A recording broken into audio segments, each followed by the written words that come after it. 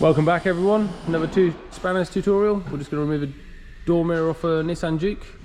Quick and easy one. For this you will need your door card removed, so you can go back and check our other one.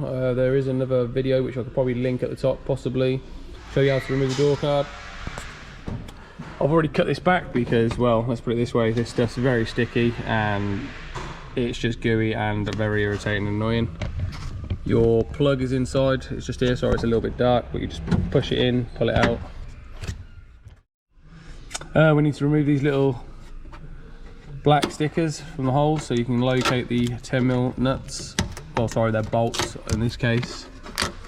There we go. I don't know if you can, yeah, you can just about see them. Hello, I see you in there. Anyway,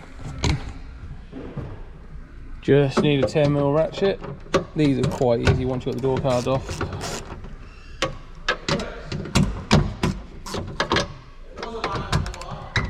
One second. What?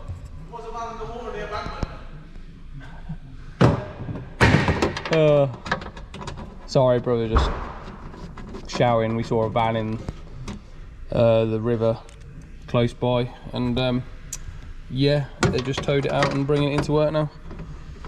Da da da da.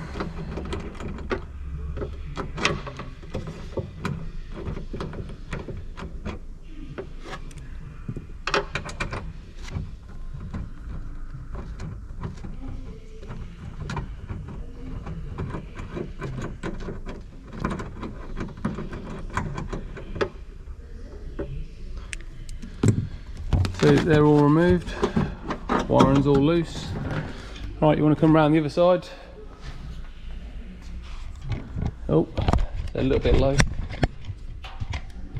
Right, you just want to lift the door mirror up. And there we go. One door mirror removed. Again, thank you for tuning in. Don't forget to like and subscribe. We'll see you on the next one.